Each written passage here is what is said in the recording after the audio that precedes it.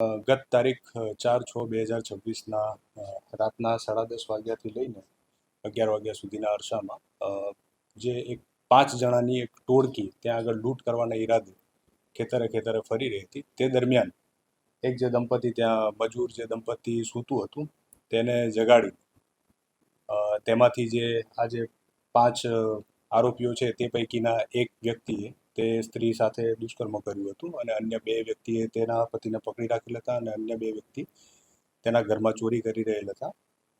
ત્યાંથી આ ચોરીને અને આ બળાત્કારને અંજામ આપીને તે લોકો અન્ય બીજા એક ખેતરમાં ગયેલા હતા અને ત્યાં આગળ પણ એક દંપતીને આ રીતે લૂંટ કરવાના ઈરાદે પકડ્યો અને એમાંથી અન્ય જે 3 ઈસમો છે તેઓએ ત્યાં આગળ જે સ્ત્રી હતી તેના પર એક સામૂહિક બળાત્કાર કરેલાની ઘટના મોરબી તાલુકા પોલીસ સ્ટેશનમાં 2 જુદી જુદી ઘટનાઓ દાખલ થઈ છે, જેમાં કુલ 5 ઈસમોને અત્યાર સુધીમાં 4 ઈસમોને પોલીસે અત્યાર સુધીમાં પકડેલ છે.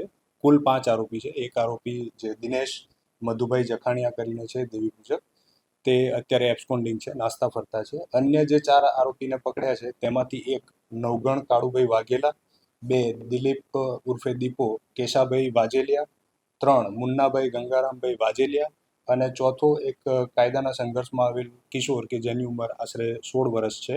આ 4 જણને પોલીસે અટક તથા જે જુવેનાઇલ છે તેને ડિટેન કરીને કરેક્શન ફેસિલિટીમાં મોકલી આપેલ છે.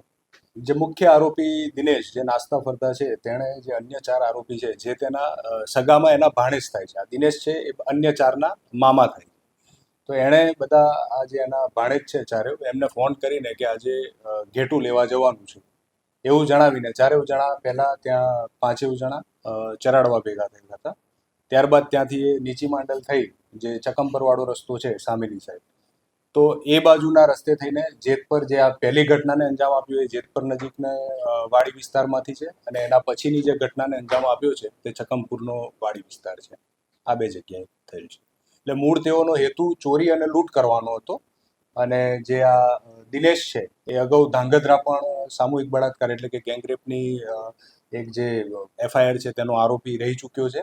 એટલે આ સેમ પ્રકારની એમો જે પરપ્રાંતીય મજૂર જે વાડી વિસ્તારમાં રહેતા હોય તેમની પાસેથી ચોરી કે લૂંટ કરવી, બરાબર છે, એ પ્રકારની એમો એ એણે અગાઉ પણ અપનાવી ચૂકેલ હોય એવો અમારા ધ્યાનમાં આવ્યો. ચારેયના જે મોબાઈલ છે એ કબજે કરવામાં આવેલા છે અને જે 2 બાઇક જે વપરાયા હતા ગુનાના કામે તે બંને બાઇકને કબજે કરવામાં આવી. લૂંટ નથી. આ જે કેસમાં છે એમાં કોઈ લૂંટ નથી આવી.